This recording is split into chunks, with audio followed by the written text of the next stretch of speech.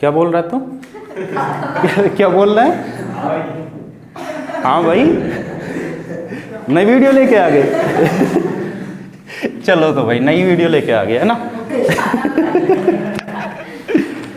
चलो फोर्थ वाला देखो। सेक्शन मतलब कौन सा सेक्शन है? बी वाला सेक्शन। ए वाला सेक्शन पिछली वीडियो में कर चुके, ठीक है। तो चलो सेक्शन बी का क्वेश्चन नंबर 4, ठीक है। क्वेश्चन है so that the relation R in R defined as R is equal to A B such that A is less than और equal to B is reflexive transitive but not symmetric. क्या show करना है भाई कि ये जो relation है वो रिफ्लेक्सिव है, ट्रांजिटिव है, लेकिन सिमेट्रिक नहीं है। तो रिफ्लेक्सिव का क्या बताया था? हाँ, खुद का खुद के साथ रिलेशन है ना। ए बिलोंग्स टू आर होना चाहिए रिफ्लेक्सिव में। सिमेट्रिक में क्या होना चाहिए? हाँ, ए कोमा बी होने पर बी कोमा ए होना चाहिए, बिलोंग्स टू आर है ना। और ट्रांजिटिव का ए बी और बी सी होने पर ए सी भी होना चाहिए, ठीक है। कूलर की ज़रूरत नहीं है। चलो देखो, तो पहले बात करते हैं अपन रिफ्लेक्सिव की। रिफ्लेक्सिव, तो रिफ्लेक्सिव चेक करने के लिए क्या करेंगे अपन? दोनों जगह ए रख देंगे है ना। रखो तो भाई ए, यहाँ भी ए रखेंगे तो यहाँ ये रिलेशन क्या बनेगा? ए बिलोंग्स टू, अगर आर की बात करें तो ये है या नहीं चेक करने के लिए ये देखो ए लेस देन इक्वल टू ए। ये बात बताओ सही है या फॉल्स है? सही है या फिर गलत है? सही है ना। देखो ए इज लेस देन और इक्वल टू ए, और आता है बीच में। लेस देन हो तब भी ये बात सही है और इक्वल टू हो तब भी ये बात सही है। तो इसका मतलब A is less than equal to A होता है, तो इसका मतलब ए बिलोंग्स टू आर आ गया अपना, मतलब खुद का खुद के साथ रिलेशन हो गया। क्या बोलेंगे तो कि ये रिफ्लेक्सिव है, ठीक है। आर इज रिफ्लेक्सिव, खुद लिख लेना, ठीक है। अच्छा, सेकंड की बात करते हैं अपन, किसकी? सिमेट्रिक की। पहले ट्रांजिटिव की कर लेते हैं चलो, क्योंकि क्वेश्चन में क्या बोला है कि सो that the relation is reflexive and transitive but not symmetric. किसी की कर लो पहले, बताओ किसकी करोगे? ट्रांजिटिव की। तो ट्रांजिटिव की बात कर लेते हैं। तो ट्रांजिटिव की बात करते हैं, तो भाई राइटिंग कुछ ज़्यादा ही खराब हो रही है। तो ट्रांजिटिव के लिए क्या होना चाहिए? ए बी और B C belongs to R अपन लेके चलेंगे। A B B C belongs to R लेके चलेंगे। आना क्या चाहिए? A C belongs to R, ठीक है। अच्छा, आप देखो इसके अकॉर्डिंग अपन मैनेज कर देते हैं कि A B belongs to R होने पे क्या होगा? A B belongs to R होने पर A is less than equal to B, यही तो होगा इसका मतलब। इधर देख, A is less than equal to B, और ये B C belongs to R का मतलब क्या होगा? B is less than equal to C. अब देखो ये जो ए नंबर है वो बी से छोटा या उसके इक्वल है, और बी वाला जो नंबर है वो सी से लेस देन या उसके इक्वल टू है। तो मैं बोल सकता हूँ कि ए वाला नंबर सी के इक्वल होगा या फिर लेस देन होगा। अरे जैसे ए तुम्हारा 2 है और बी तुम्हारा 5 है और सी तुम्हारा 7 है, मतलब 2 5 से छोटा है, 5 7 से छोटा है, तो ये 2 7 से छोटा ही तो होगा हर केस में, है ना। तो क्या बोलेंगे? A is less than equal to C, और A is less than equal to C आ गया तो इसका क्या बोल सकता हूँ? A C belongs to R. क्या बोल सकते हैं कि जो ए सी है वो रिलेशन आर में होगा।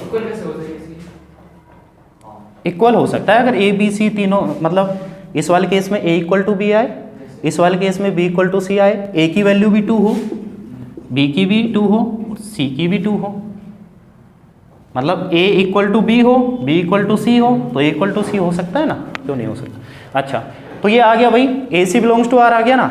क्या बोलेंगे? फंक्शन कैसा है? ट्रांजिटिव, ठीक है। तो लिख दे, फंक्शन नहीं रिलेशन, ठीक है। आर इज ट्रांजिटिव लिख देना। बात अब किसकी करेंगे भाई?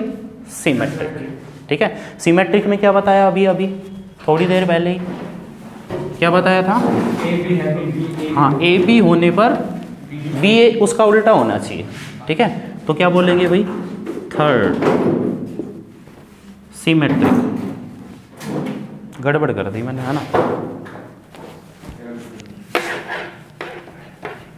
अच्छा, तो थर्ड वाला आ गया अपना सिमेट्रिक, गीला हो गया थोड़ा। सिमेट्रिक में क्या बोलेंगे भाई, A B belongs to R लेके चलेंगे अपन, A B belongs to R लेके चलेंगे। तो A B belongs to R का मतलब क्या हुआ यहाँ पे, ये बता दो। A less than equal to B, relation ध्यान रखो अपना। A B belongs to R का मतलब क्या है, ए लेस देन बी। अच्छा, बी ए, अपना B A belongs to R कब आएगा, जब यहाँ B less than equal to A हो। लेकिन क्या यहाँ B less than equal to A है, बी क्या है, greater than equal to A है, ग्रेटर देन इक्वल टू है।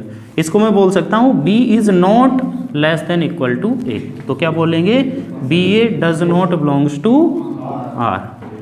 तो मतलब A B belongs to R होने पर B A does not belongs to R, तो क्या बोलेंगे, the function is not, relation is not symmetric. आगे बात समझ में।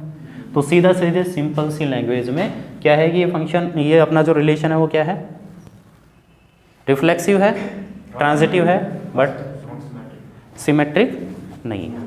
ठीक है, चलो आगे। फिफ्थ वाला क्वेश्चन। तो फिफ्थ वाला क्वेश्चन है, ए गिवन है अपने को, बी गिवन है, ए गिवन है,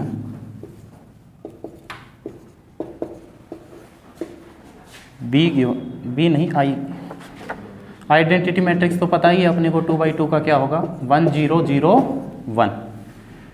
फाइंड के so that A square minus के ए स्क्वायर माइनस के ए स्क्वायर इज इक्वल टू के ए माइनस 2i। ये रिलेशन अपने को गिवन है। किसकी वैल्यू निकालनी है, के की। कैसे निकालेंगे, क्या क्या दिख रहा है अपने को, ए स्क्वायर, पहले ए स्क्वायर की तो वैल्यू निकालनी पड़ेगी। ए स्क्वायर की वैल्यू कैसे निकालेंगे, दोनों को मल्टीप्लाई करेंगे, है ना। ए स्क्वायर क्या आएगा, ए इंटू ए, डायरेक्ट इसका होल स्क्वायर मत कर देना, ठीक है। तो ए को लिखा 2 बार, 3 -2 4 -2, यहाँ दोबारा 3 -2 4 -2। कैसे करेंगे मल्टीप्लाई, वही अपना सिस्टम रो कॉलम वाला, है ना। तो फर्स्ट रो को फर्स्ट कॉलम से कितना आएगा, 3 3 9 -8, डायरेक्ट लिख दूँ 1। फर्स्ट रो को सेकंड कॉलम से कितना आएगा, -6 और प्लस का 4, अरे 3 2 6 -6 + 4 कितना आएगा, -2। इसको इससे करो, 4 3 12 -8 कितना 4। इसको इससे करो, -8 + 4 -4। कोई दिक्कत है यहाँ तक, सही है। अच्छा, अब सुनो, तो ए स्क्वायर आ गया, बस इसमें वैल्यू रखनी है अपने को। ये जो अपनी इक्वेशन की बने, इसमें क्या रखनी है, वैल्यू। चलो रखो, इस इक्वेशन में वैल्यू रखते हैं। ए स्क्वायर की जगह लिखा अपन ने 1 -2 4 -4 इज इक्वल टू के मल्टीप्लाई ए 3 -2 4 -2 प्लस में, प्लस नहीं -2 मल्टीप्लाई आई 1 0 0 1। यहाँ तक बताओ, कोई दिक्कत है तो। क्या हो रहा है, एक जगह नहीं मिल रही क्या, यहाँ तक कोई प्रॉब्लम है। क्या किया है भाई, ए स्क्वायर निकाल लिया, ए स्क्वायर की जगह रख दी वैल्यू, ए की जगह अपने पास थी वैल्यू, आई की जगह आइडेंटिटी मैट्रिक्स रख दिया, ठीक है।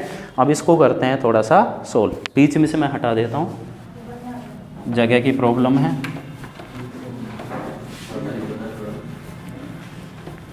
बोर्ड पे भी और सामने भी, है ना।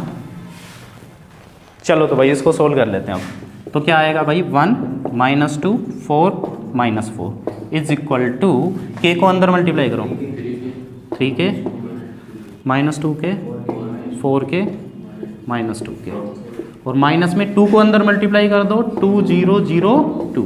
इसको सोल्व करो, 1 -2 4 -4 इज इक्वल टू, बोलो क्या आएगा, 3 के -2, माइनस है बीच में, -2 के -0 मतलब सेम रहने वाला, 4 के -0, 4 के -0 मतलब 4 के ही आ गया, -2 के -2।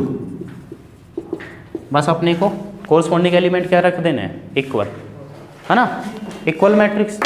हाँ वैसे नहीं कर सकते, टू वाले को उधर ले आ जाए। हाँ कर सकते हैं, कोई दिक्कत नहीं। तो उससे भी इसको लाएगी इधर, ऐड करना पड़ेगा। बात तो वही है। कट जाएगा, अंतर मल्टीप्लाई कर सकते हैं। किसको कैसे बोल रही है तू? ऐसे रुक जाओ अभी चेक करूँगा। अच्छा, तो दोनों मैट्रिक्स क्या है? इक्वल। तो क्या लिखेंगे? Corresponding elements will be equal. तो क्या आएगा भाई? 1 इज इक्वल टू ये, इससे निकाल लो ना, सिंपल सा। -2 इज इक्वल टू माइनस का 2k, -2 डिवाइड में गया तो k की वैल्यू 1, खत्म बात। बताओ कोई दिक्कत है तो? मार्कर खत्म नहीं है, ये थोड़ा गीला हो रहा है नीचे, इसकी वजह से। हो गया? चलो फिर अगला देखो।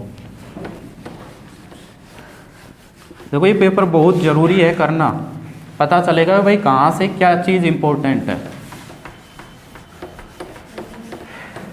और पिछले 1-2 पेपर और करवा दूंगा, बस मस्त काम हो जाएगा। अगला क्वेश्चन है, solve the following system of equation by matrix method. ये कहाँ से है? हाँ क्या माइक कहाँ गया? अरे भाई यही है, यही है, यही है। नाराज़ हो जाता है कभी कभी। क्वेश्चन नंबर है 6, 5x + 2y = 4, 7x + 3y = 5। ये सिस्टम गिवन है अपने को और मैट्रिक्स मेथड से सोल्व करना है। मैट्रिक्स मेथड मतलब अपना वही है डिटर्मिनेंट वाला, कंफ्यूज मत हो जाना, ठीक है? कभी तुम सोचो वो रो कॉलम वाला लगाना है ना, वो नहीं है। चलो बताओ तो आगे कैसे करेंगे, है ना? इसको पहले मैट्रिक्स फॉर्म में, हाँ मैट्रिक्स फॉर्म में लिख लेते हैं। तो वहाँ से A बनेगा कोफिशिएंट मैट्रिक्स 5 2 7 3, ये बन गया अपना A। फिर एक बनेगा अपना X जो वेरिएबल मैट्रिक्स होगा, वेरिएबल आएंगे उसमें, कॉलम मैट्रिक्स बनेगा, है ना? अच्छा, एक बनेगा अपना B, वो भी कॉलम मैट्रिक्स बनेगा, रिजल्टेंट मैट्रिक्स बन गया। अगर ध्यान से देखो तो ये A × X = B लिखें तो ये दोनों ही इक्वेशन बनती है, ठीक है? AX = B की फॉर्मेट में अगर अपन लिखे तो ये दोनों ही इक्वेशन है। अच्छा, इस इक्वेशन का सॉल्यूशन किससे देते हैं? हाँ, x = A इनवर्स × B से। तो इसके लिए अपने क्या निकालना पड़ेगा? A inverse. बाकी सब कुछ तो है भगवान का दिया हुआ, अपने को बस A इनवर्स निकालना है। क्या निकालना है? A inverse. A इनवर्स का फॉर्मूला क्या है?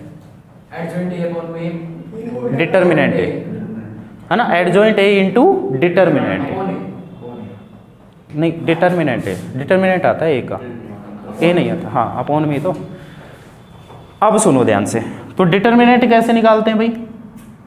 वो एडजॉइंट कैसे निकालते हैं? सीधा ही हो जाएगा। कैसे?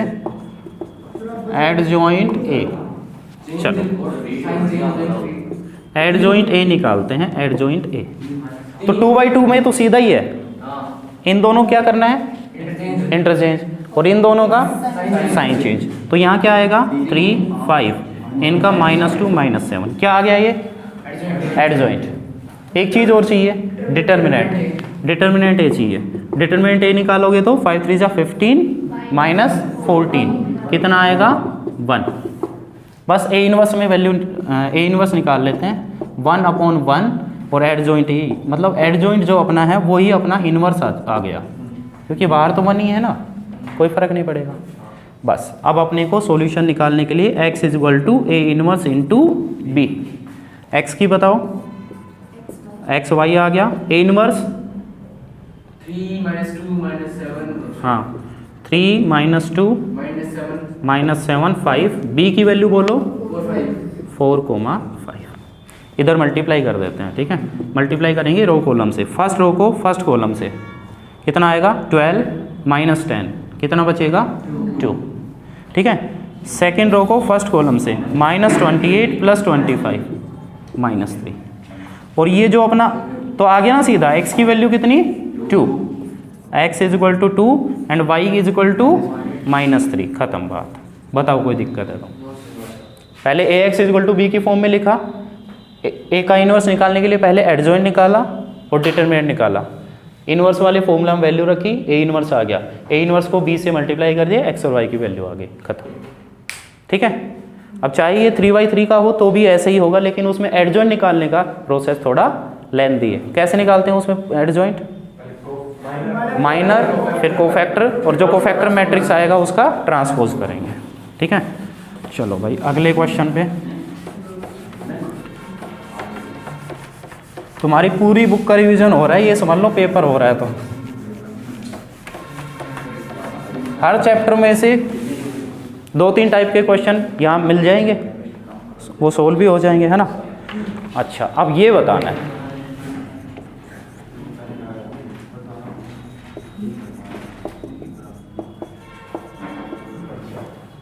देखो, so that the function defined by G X is equal to X minus G I F of X is discontinuous at all integral points here G I F मतलब ये bracket X denotes the greatest integer less than और equal to X. ये जो अपना function है वो कौन सा है? जी आई एफ, है ना। ये जो ब्रैकेट एक्स लिख रखा है इसका मतलब क्या है? जी आई एफ ऑफ एक्स। अच्छा, जी आई एफ का मतलब क्या होता है? हाँ, मान लो इसमें मैं अगर 2.1 रखता हूँ तो ये क्या वैल्यू होगी? हाँ, उससे छोटा इंटीजर देगा, उससे जस्ट छोटा, है ना। जैसे अगर मैं लिखूँ यहाँ 2.5 तो भी क्या देगा? 2। अगर मैं यहाँ 1.5 लिखूँ तो 1। अगर मैं यहाँ 0.5 लिखूँ तो इससे छोटा इंटीजर 0। माइनस का 1.2 लिखूँ तो माइनस 1.2 से छोटा इंटीजर क्या है? -2।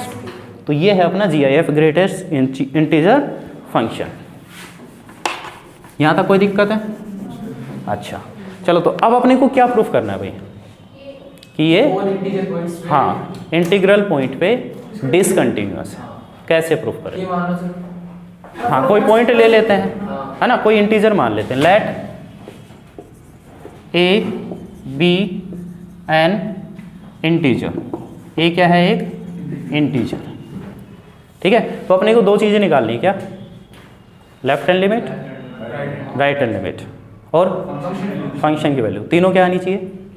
सेम, तब तो कंटिन्यूअस है, नहीं तो नहीं है। चलो तो भाई देखते हैं आराम से। पहले मैं निकालता हूँ right hand limit.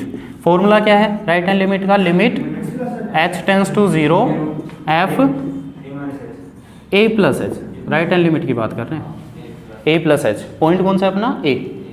a plus H, और लेफ्ट हैंड में a माइनस एच।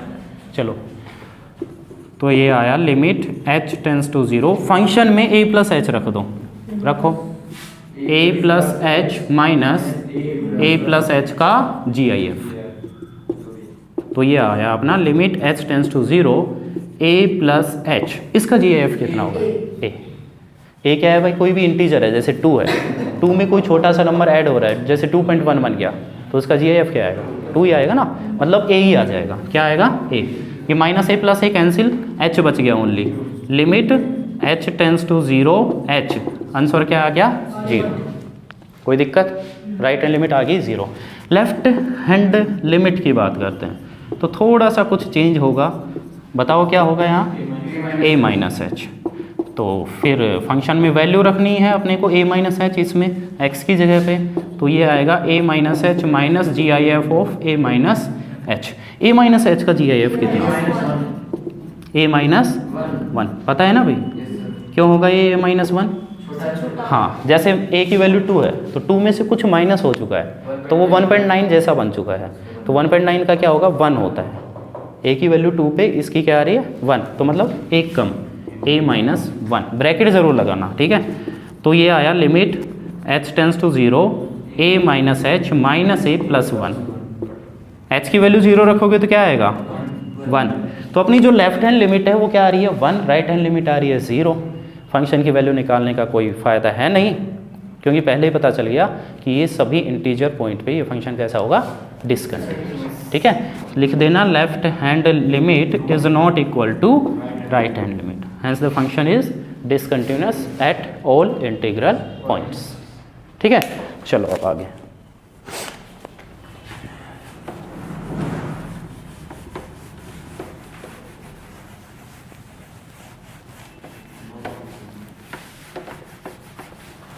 टाइम लगेगा यार इन क्वेश्चन में, तो लगता है नहीं, अब तो थोड़े इजी है। अरे एक क्वेश्चन ऐसा आ गया जो मैंने अभी करवाया नहीं है तुमको। हाँ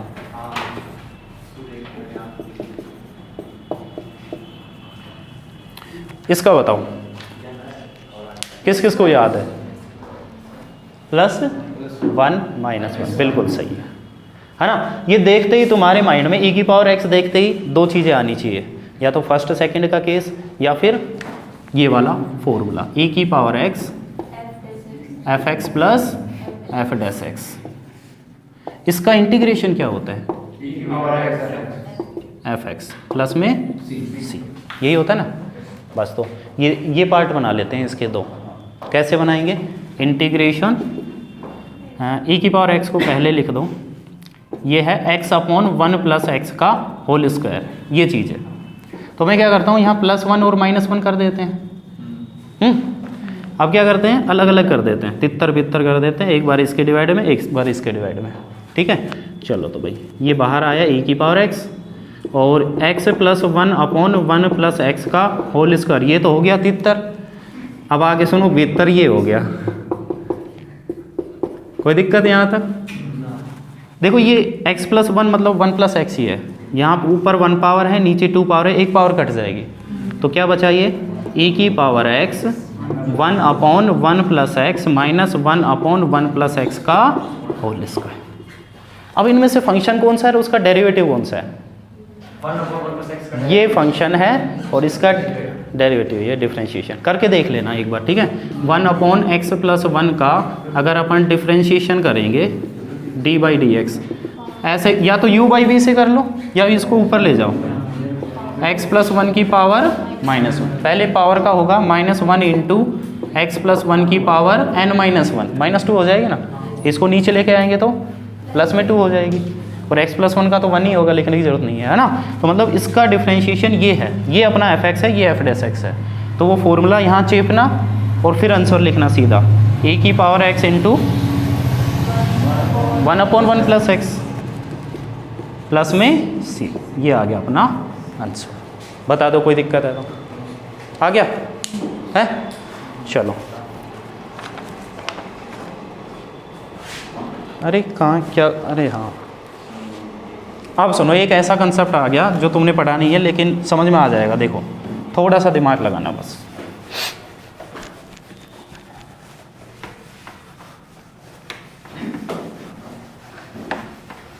एक है बर्नौली थ्योरम, ठीक है, बर्नौली थ्योरम जो भी है, हैं?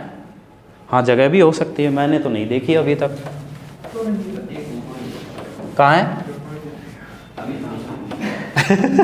अभी सुनिए। चलो तो भाई सुनो, बर्नौली थ्योरम में होता क्या है? सुन सुन सुन ध्यान से सुन। हाँ, बर्नौली थ्योरम में क्या होता है कि एक ही एक्सपेरिमेंट को बार बार किया जाता है। जैसे मतलब जैसे पागल से नहीं हो जाते कई लोग तो जैसे डाई पकड़ रखा है, फेंक दिया, फिर पकड़ के फेंक दिया, फिर फेंक दिया, फिर फेंक दिया, उसने 12 बार कर दिया ऐसा, और पूछ रहे हैं अब बताओ प्रोबेबिलिटी क्या होगी।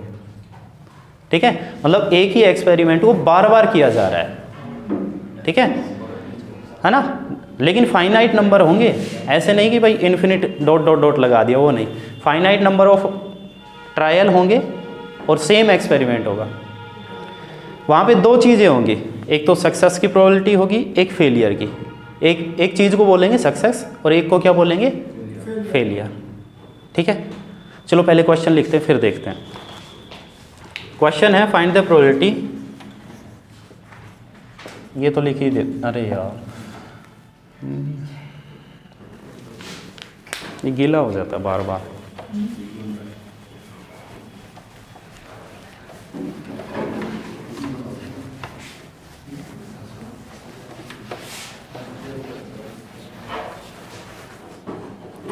चलो देखो तो,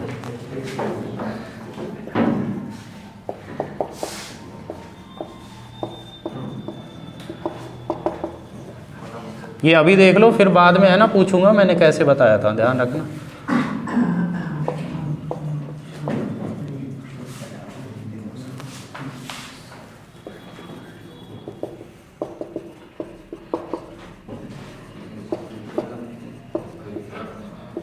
देखो यहाँ कुछ चीज़ें हैं ना, देखो क्या क्या चीज़ें हैं। Find the probability of getting 5 exactly twice. किसकी प्रोबेबिलिटी निकालनी है? 5 दो बार आए उसकी probability. In 7 throws of a die, कितने थ्रो हैं? डाई को 7 टाइम्स फेंका है उन्होंने, ठीक है। तो जो अपना एन है, यहाँ कुछ चीज़ें होती है वो मैं बता दूँ। एन का मतलब होता है टोटल नंबर ऑफ ट्रायल। कितने ट्रायल हैं यहाँ? 7 ट्रायल है। कितने ट्रायल है? 7, ठीक है। अच्छा, अब प्रोबेबिलिटीज इसकी निकालनी है ना, उसको अपन सक्सेस बोल देते हैं। प्रोबेबिलिटी किसकी निकालनी है? 5 आने की। किसकी? 5 आने की। और 5 नहीं आने को क्या बोलेंगे? फेलियर, है ना भाई। 5 आई तो सक्सेस और नहीं आई तो फेलियर। पास हुआ तो नहीं आया तो ठीक, पास हुआ तो सक्सेस और फेल हुआ तो फेलियर, ऐसे वो इसी। तो यहाँ 5 आने को मैं बोल देता हूँ सक्सेस, जिसकी प्रोबेबिलिटी क्या होगी 5 आने की? 5 आने की प्रोबेबिलिटी क्या? एक बार में 1/6। अरे टोटल 6 का आउटकम हो ना, एक बार उछालेंगे तो एक बार थ्रो करेंगे, उसकी बात कर रहे हैं अपन। एक ट्रायल की बात कर रहे हैं, उस पे मत जा अभी। एक ट्रायल की बात कर रहे हैं, तो एक ट्रायल में 5 आने की प्रोबेबिलिटी क्या है? 1/6। और 5 नहीं आने की प्रोबेबिलिटी? कोई दिक्कत है यहाँ तक? नहीं है। अच्छा, अब ये कितनी बार आना चाहिए जिसकी प्रोबेबिलिटी अपन निकाल रहे हैं? क्या बोल रहे हैं? ट्वाइस। वो होगी अपनी आर की वैल्यू। किसकी वैल्यू होगी? आर की वैल्यू। कई बुक्स में इसको एक्स भी बोल देते हैं, है ना, x = 2। अब दोबारा समझ लो भाई, 7 थ्रो थे। कितने थ्रो हैं? 7। तो टोटल नंबर ऑफ ट्रायल कितने हो गए? 7। अगर एक थ्रो की बात करें तो एक थ्रो में अपना 5 आना उसको बोल देते हैं सक्सेस। प्रोबेबिलिटी क्या होगी? 1/6। और 5 नहीं आना फेलियर, 5/6। और कितने 5 चाहिए अपने को? 7 थ्रो में। 7 थ्रो में ट्वाइस, मतलब 2 5 चाहिए। वो हो गया अपना आर। अब फॉर्मूला सुनो क्या है। फॉर्मूला है अपना NCR, ठीक है। P की पावर R और Q की पावर n-r। बस ये फॉर्मूला लगाना है, ठीक है। क्या फॉर्मूला है? यहाँ लिख लेना, probability of getting 5 exactly twice, ठीक है, इज इक्वल टू, फॉर्मूला है NCR, P की पावर R, Q की पावर n-r। लगाओ तो n कितना है? 7C2। P कितना है अपना? 1/6 की पावर कितनी हो गई? 2। Q कितना है? 5/6 पावर कितनी होगी? 5, है ना। 7 - 2 n-r 5। बस इसको सोल्व कर लेना, हो गया क्या? चलो सोल्व करते हैं एक बार। 7C2 कैसे निकालोगे? हाँ, फॉर्मूला क्या है NCR का? n-r factorial. तो ये निकालना अपने को 7C2 क्या आएगा? 7 फैक्टोरियल अपॉन 2 फैक्टोरियल, n-r मतलब 5 फैक्टोरियल। इसको ओपन कर देंगे 7 फैक्टोरियल को, 7 × 6 × 5 फैक्टोरियल, ये कैंसिल हो गया। 2 फैक्टोरियल तो 2 ही होता है, और 2 3 जा 6, कितना आएगा? 21। शॉर्ट तरीका बताऊँ इसका? C वाले का है, C निकालने का NCR वाले केस में। जैसे 7C2 निकालना है अपने को। क्या निकालना है? 7C2। 7 को 2 बार खोल दो और नीचे 2 का फैक्टोरियल, कितना आ गया? 21। तो इसका आ गया 21। थोड़ा सा सोल्व करना चाहो तो इसको कर लो, इसको तो सोल्व करने का कोई मतलब नहीं है ना, पावर में रहने दो इसको। तो क्या लिखोगे इसको? 1/36 इंटू, इसको सेम लिख दो पावर में ही, कोशिश मत करना ठीक है, क्यों करना फालतू में आंसर वैसे। तो ये हो गया अपना, 3 से कैंसिल कर दो 7, ये 12, आंसर क्या आया? 7/12 इंटू 5/6 की पावर 5। बताओ कोई दिक्कत है? 100C2 का क्या हुआ? 100C2 का बिल्कुल 100 इंटू 99 अपॉन 2 × 1, तो ये 50 मल्टीप्लाई कर दो, ठीक है। 100 फैक्टोरियल 5 का, नीचे 5 की फैक्टोरियल और फिर ऊपर 5 बार लिख दो। 100 से 95। हाँ ठीक है, कोई दिक्कत है यहाँ पे? 95 नहीं, 96 आएगा सर। 96 मान लो। बता दो एक बार इसमें कोई प्रॉब्लम है तो। अच्छा लिख रही है क्या? चेप ले जल्दी। है, पॉज करूँ, हाँ ले पॉज। चलो तो भाई नेक्स्ट क्वेश्चन है 10th वाला मैट्रिक्स से। तो ये मैट्रिक्स है, मल्टीप्लाई ये मैट्रिक्स है, मल्टीप्लाई ये मैट्रिक्स है, इक्वल टू जीरो। जीरो मतलब जीरो मैट्रिक्स है यहाँ पे, ठीक है। ओ है ये जीरो मैट्रिक्स, ठीक है। चलो तो देखते हैं फिर आगे। चलो तो क्या करना है, कैसे करेंगे, पहले इसको इससे मल्टीप्लाई कर दो, जो रिजल्ट आए उसको इससे कर देंगे, ठीक है। चलो तो करो भाई। इसकी रो ली कॉलम, पहले तो एक बार चेक कर लो कौन सा, मतलब ये कौन सा है ऑर्डर का, 1/3 और ये है 3/3। अपना रिजल्ट किसका आएगा, 1/3 का, है ना। 1 रो 3 कॉलम, मतलब ऐसे आएगा, ठीक है। चलो तो फर्स्ट रो को फर्स्ट कॉलम से किया तो 1 + 4 + 1 कितना आया, 6। फर्स्ट रो को सेकंड कॉलम से करो, 2 0 0 2 आ गया। इसको इससे करो, 0 2 2 4 आएगा ना, 0 2 2 है ना, 4 आएगा। और ये है अपना 0 2x = 0 मैट्रिक्स, ठीक है। इसको करो, ये देखो 1/3 और ये 3/1, आंसर 1/1 का, मतलब एक ही एलिमेंट आएगा। रो को कॉलम से करो, ये 0 4 + 4x = 0 मैट्रिक्स, तो 0 आएगा। तो 4x = आ गया -4, x = -4/4, आंसर क्या आ गया, -1। बता दो कोई दिक्कत है तो। हाँ बता क्या डाउट है। जीरो मैट्रिक्स मान लो यहाँ आंसर अपना 2/2 का आ जाता है। जीरो मैट्रिक्स का मतलब क्या है, इधर आंसर अपना 2/2 का आ जाता है, ऐसे आ गया। हाँ तो इक्वल में ऐसे लिखते हैं अपन इसको। अब यहाँ तो 1/1 का ही आ गया, तो एक ही 0 लिखना है, ठीक है। ऐसे हटा दो इसको।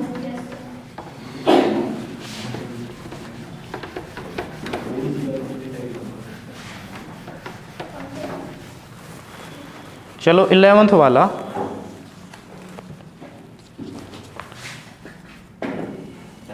ये देखते हैं। बहुत दिन हो गए ना तुमको, दिखाऊं? पता नहीं, वो बोल रहा है दिखाओ सर। अरे क्या बोल रहा है तू? अच्छा देखो तो, इसमें भाई dy/dx निकालना है। क्या निकालना है, बताओ कैसे निकालेंगे। पहले ये फॉर्म कौन सी है, पहले तो ये बताओ। पैरामेट्रिक फॉर्म है ना। पैरामेट्रिक फॉर्म में कैसे निकालते हैं, इसका थीटा के रेस्पेक्ट में और इसका भी थीटा के रेस्पेक्ट में, फिर दोनों को ऊपर और नीचे हो जाएगा, ठीक है। चलो तो पहले इसका लिख देना differentiating with respect to theta. तो x का डिफरेंशिएशन बताओ, = a अपना सेम आ गया, थीटा का डिफरेंशिएशन 1 और साइन थीटा का बताओ। किसी को कोई प्रॉब्लम है तो हो गया डिफरेंशिएशन, हो गया। अच्छा इसका करते हैं y का, वही same cheese, dy/d theta = a। 1 का क्या होगा, 0 और माइनस कोस थीटा का माइनस साइन थीटा, तो ये आ जाएगा प्लस का साइन थीटा। इसको मैं लिख सकता हूँ a × साइन थीटा। अच्छा dy/dx निकालना है, क्या निकालना है, dy/dx, ठीक है। तो ये आएगा dy/d थीटा अपॉन, बताओ वैल्यू रखो, a sin थीटा अपॉन में a 1 + कोस थीटा। a से a मर गया, ठीक है। साइन थीटा को बताओ, फॉर्मूला कौन सा लगेगा, अरे साइन 2 थीटा वाला, 2 sin θ/2 इंटू, अरे ये फॉर्मूला लग रहा है साइन 2a का क्या होता है, 2 sin a cos a, है ना। यहाँ अगर 2 नहीं है तो a/2 आता है, वही केस है। नीचे 1 + cos 2 थीटा क्या होता है, 2 cos स्क्वायर, है ना, 2 cos स्क्वायर θ/2। ये याद रखना, 1 + cos 2 theta 2 cos square theta और 1 - cos 2 theta 2 sin square theta. यहाँ थीटा नहीं है तो, यहाँ मतलब 2 थीटा नहीं है तो θ/2 आ जाएगा, 2 थीटा नहीं है तो θ/2। 2 से 2 कैंसिल, एक कोस से एक कोस कैंसिल, साइन θ/2 कोस θ/2 क्या बन गया, tan θ/2। बता दो कोई प्रॉब्लम है। क्लियर है? चलो तुम लिख भी रहे हो क्या साथ साथ?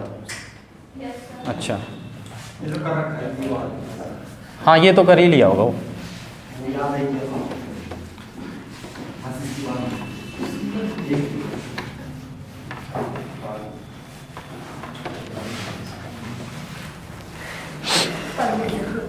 अच्छा अब आ गया डिटर्मिनेंट की प्रॉपर्टी वाला क्वेश्चन। बस अब तो जल्दी हो जाएगा फिर। ये प्रॉपर्टी वाला किस किस ने पढ़ा है? सर पढ़ा नहीं। 1 1 1 है, तो सब क्लियर नहीं पढ़ा। ए स्क्वायर बी स्क्वायर सी स्क्वायर नहीं, यहाँ मैंने पढ़ाया था तब की बात कर रहा हूँ। ए माइनस बी माइनस सी माइनस ए। कोई बात नहीं, घबराने की जरूरत नहीं है, इजी है ये वाला तो, बस प्रॉपर्टी पता होनी चाहिए, है ना? बता क्या लगा सकते हैं, बता।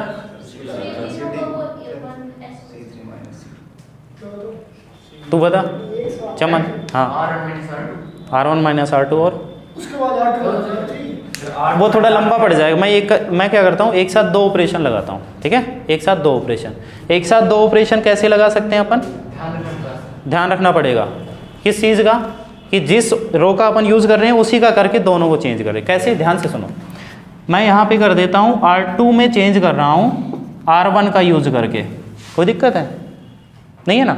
R2 में चेंज कर रहा हूँ तो अब मैं R2 का यूज़ नहीं कर सकता दूसरी ऑपरेशन के लिए, मैं R1 का यूज़ कर रहा हूँ दोबारा भी, R3 में चेंज कर रहा हूँ R1 का यूज़ करके।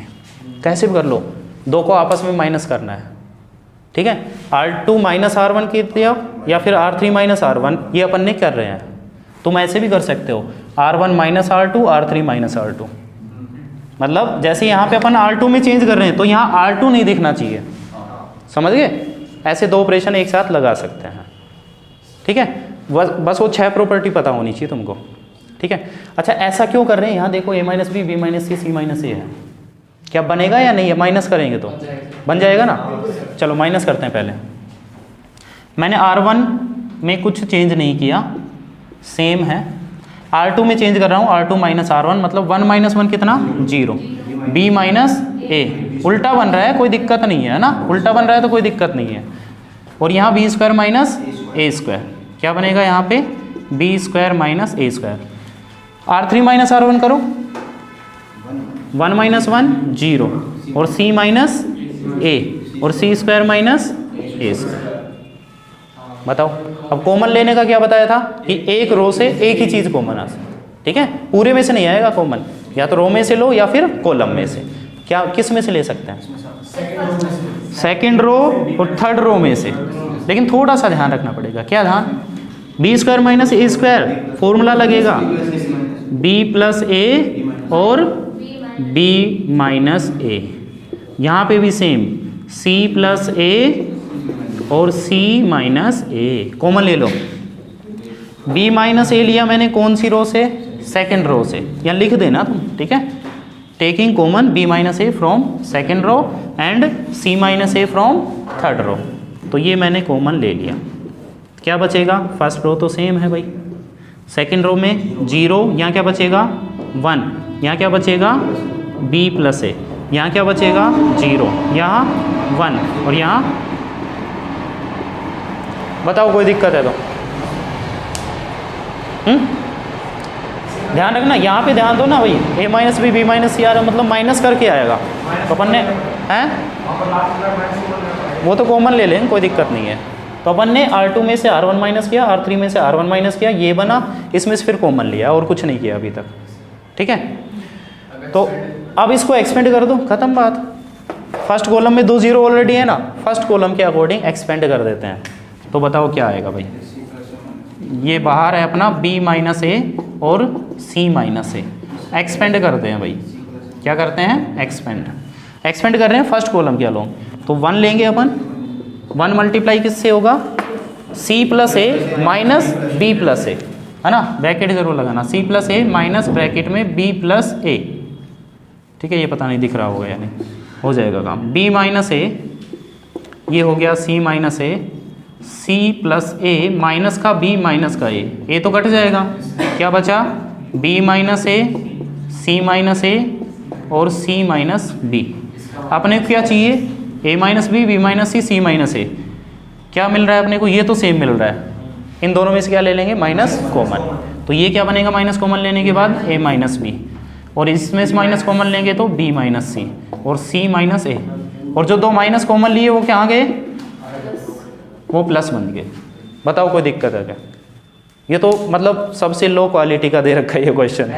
4.2 में से पहला नहीं है ये, शायद 8th वाला, 8th वाला है, 8th का फर्स्ट है शायद, है ना?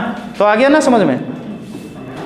R2 माइनस R1 कर दो, R3 माइनस R1 कर दो, कॉमन ले लो, फिर एक्सपेंड कर दो, खत्म हो गया। ठीक है, चलो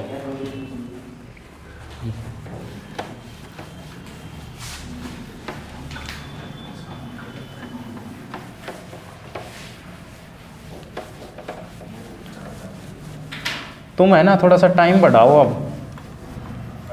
1 घंटे तो मैं पढ़ाऊँगा, फिर 1 घंटे तुम खुद प्रैक्टिस करो तो बहुत बेटर रहेगा फिर, है ना? फिर अकेले मेरे को पढ़ाने में मज़ा नहीं आता। अकेले कितना बच गया, हो गया बस। तो फिर चलो देखते हैं फिर आगे क्या होता है क्या नहीं। देखो अगला है बड़ा प्यारा क्वेश्चन इंटीग्रेशन से। देखते ही बता दो कि भाई ये कैसे होगा, बताओ।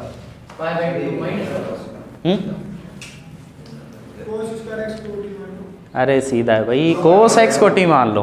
किसको, cos X is equal to T. Differentiation करो, माइनस का sine X D X is equal to D T. Minus उधर भेज दो, नहीं चाहिए भाई, क्यों भीड़ करनी है अपने को। Sine X D X is equal to minus का डी टी। कोई दिक्कत है? तो ये क्या हो गया अपना 0 से π/2। ये जो अपना साइन एक्स और डी एक्स है, ये माइनस का डी टी बनेगा। माइनस बाहर लिख देता हूँ, डी टी यहाँ लिख दिया मैंने, ऊपर कुछ नहीं बचा, 1 लिख देता हूँ। ठीक है, नीचे क्या बना 1 प्लस टी। फॉर्मूला कौन सा लगेगा, tan वाला। बिना रूट वाले में सबसे पहले देखना tan वाला तो नहीं है, प्लस वाला, तो ये tan वाला ही है।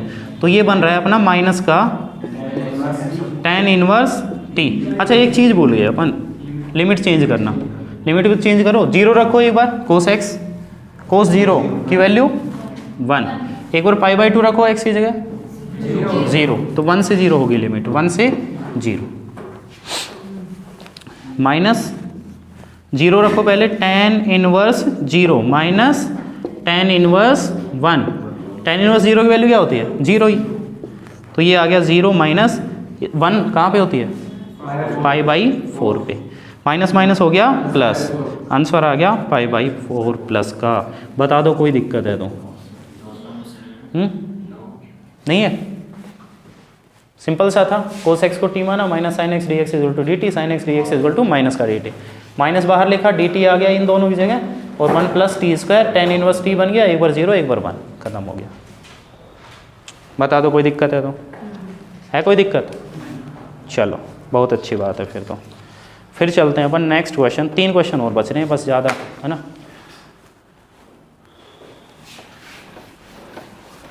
पंकज तू ऐसे मत देख यार, टाइट टाइट देख रहा है, मेरे को डर लग रहा है।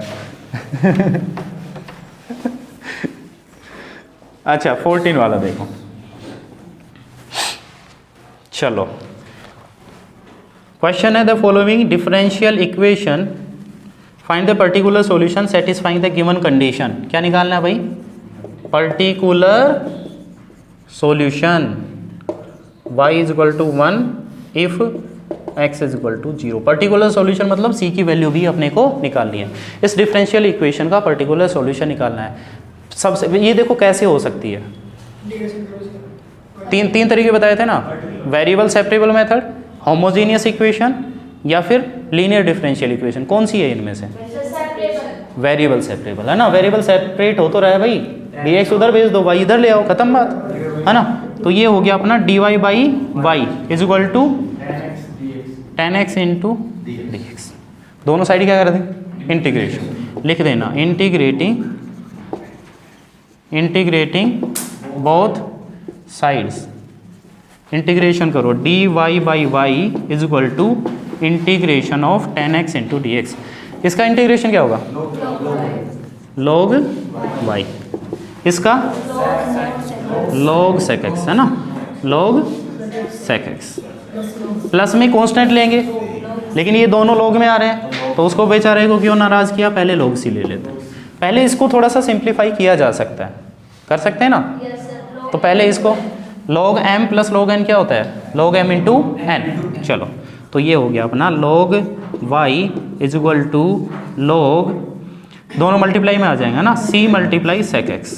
कोई दिक्कत है, एंटी लॉग लेंगे तो दोनों साइड से log हट जाएगा, तो y is equal to c into sec x।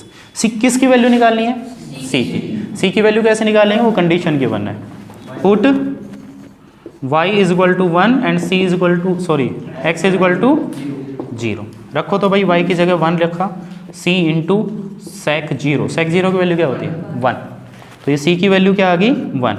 ये c की वैल्यू दोबारा से इसी में रख देते हैं, ठीक है, इक्वेशन फर्स्ट में। तो y is equal to 1 multiply sec x मतलब sec x। ये आ गया अपनी पर्टिकुलर सॉल्यूशन। बता दो कोई दिक्कत है तो, क्लियर है, चकाचक। चलो 2 क्वेश्चन और बच रहे हैं।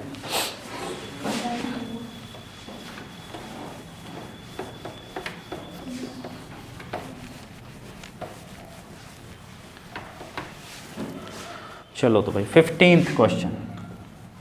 अब देखो 15th वाला क्वेश्चन है, if A vector is equal to, देखो ए वेक्टर गिवन है अपने को,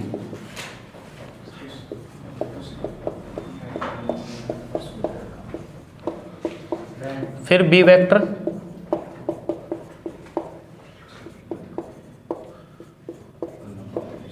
बात है मत करो, इफ ए वेक्टर फलाना, बी वेक्टर दिमकाना और सी वेक्टर चिमकाना are such that A vector plus lambda B vector is perpendicular to C vector. क्या दे रखा है भाई, A vector plus lambda B vector, ये जो अपना वेक्टर बनेगा वो परपेंडिकुलर है सी वेक्टर के। लैम्बडा की वैल्यू निकालनी है, किसकी वैल्यू निकालनी है, तो क्या बताया था, कोई भी 2 वेक्टर परपेंडिकुलर होते हैं तो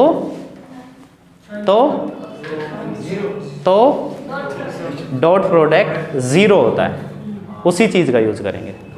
क्या 0 होना चाहिए, डॉट प्रोडक्ट। छोटी छोटी चीज़ें याद रखो, ठीक है। सबसे पहले तो इसकी वैल्यू निकाल लेते हैं, डॉट प्रोडक्ट बाद में कर लेंगे, पहले इसकी वैल्यू निकाल लेते हैं, किसकी, A vector plus lambda B vector की। ए वेक्टर लिखा अपन ने 2i cap plus 2j cap plus 3k cap, plus में लैम्बडा लिखा, B vector minus i cap plus 2j cap plus का k कैप। पहले इनको कंबाइन कर लेते हैं ना, कैसे करेंगे कंबाइन, आई वाले एक साथ जे वाले है ना, मल्टीप्लाई करो पहले लैम्बडा को अंदर, 2i cap 2j cap plus 3k cap, अरे डॉट प्रोडक्ट तभी तो होगा, है ना, प्लस ये माइनस का लैम्बडा i कैप प्लस का 2 लैम्बडा j कैप और प्लस का लैम्बडा k कैप। तो i कैप और i कैप अगर मैं कॉमन लेता हूँ तो क्या बचेगा, 2 माइनस लैम्बडा, है ना, इसमें से कॉमन लो भाई, यहाँ क्या बचा 2, यहाँ 2 लैम्बडा, 2 प्लस 2 लैम्बडा, इसमें से और इसमें से कॉमन लो, 3 प्लस लैम्बडा के है। कोई दिक्कत है, आ गया, ए प्लस लैम्बडा भी वेक्टर आ गया। क्या करना है अपने को, अब डॉट प्रोडक्ट करना है सी के साथ, ठीक है। चलो लिखते हैं, A vector plus lambda B vector dot C vector is equal to कितना आना चाहिए अपना 0, कितना होता है 0, दोनों परपेंडिकुलर दे रखे हैं, डॉट प्रोडक्ट क्या होगा 0। रखो वैल्यू 2 माइनस लैम्बडा आई कैप प्लस 2 प्लस 2 लैम्बडा जे कैप प्लस 3 प्लस लैम्बडा के कैप। इसका डॉट प्रोडक्ट करना है अपने को सी वेक्टर के साथ। सी वेक्टर क्या है अपना, एक बार देखो ये माइनस का तो नहीं है, अच्छा मेरे पास ये नहीं, प्लस का ही है, कोई दिक्कत नहीं है, 3i cap plus J cap equal to 0।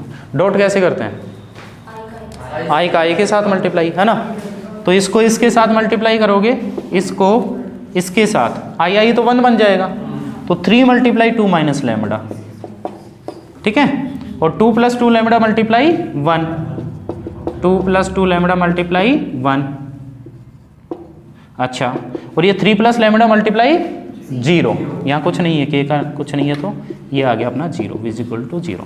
चलो ये कितना हो गया 6 माइनस 3 लैम्बडा, ये हो गया अपना 2 plus 2 lambda is equal to 0, क्योंकि ये पूरा तो क्या बन जाएगा 0। देखो नंबर में कितना बचा है यहाँ 8, और लैम्बडा में माइनस का 1 लैम्बडा, लैम्बडा को उधर भेज दो ना, इज इक्वल टू 8, तो वैल्यू आ गई अपनी लैम्बडा की 8। बता दो कोई दिक्कत है तो, क्लियर है? भाई परपेंडिकुलर दे रखा था तो डॉट प्रोडक्ट 0 होगा, उससे पहले इसकी वैल्यू निकाल ली, डॉट प्रोडक्ट कर दिया इक्वल टू 0, ठीक है, लैम्बडा की वैल्यू आ गई। चलो आगे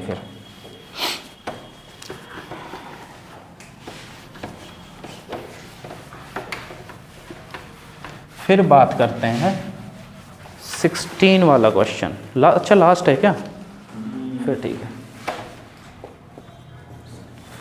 अच्छा 3 मार्क्स के हैं, 1 2 3 4 5 6, नहीं 4 ही है क्या 3 मार्क्स के? 3 4 जा 12 और 4 3 जा 12, 24 मार्क्स के बच गया अब, है ना। चलो देखो 16 वाला, देखो probability of solving specific problem independently by A and B are 1/2 and 1/3 respectively. ये क्वेश्चन अभी करवाया था 13.2 ये थी, है ना। क्या है क्वेश्चन, ध्यान से सुनो। Probability of solving specific problem independently, समझ में आ गया इंडिपेंडेंटली का मतलब? Independently by A and B are 1/2 and 1/3। A का कितना है 1/2 और बी का 1/3। अब ये प्रोबेबिलिटी किसकी पूछ रहा है, ध्यान से सुनो। If both try to solve the problem independently, अगर दोनों प्रॉब्लम को सोल्व करने की कोशिश करते हैं independently, find the probability that exactly one of them solves the problem. किसकी प्रोबेबिलिटी निकालनी है कि इन दोनों में से कोई एक प्रॉब्लम को सोल्व करते हैं। तो कितने केस बनेंगे यहाँ? टोटल तो 4 बनेंगे, अपने फेवर में कितने हैं? क्वेश्चन सुनो ध्यान से, क्वेश्चन सुनो। क्वेश्चन क्या है, find the probability that exactly one of them solves the problem. Exactly one of them solves a problem. अरे 2 बनेंगे ना ये, हाँ, या तो A exactly one of them. Question क्या पूछ रहा है वो ध्यान दे।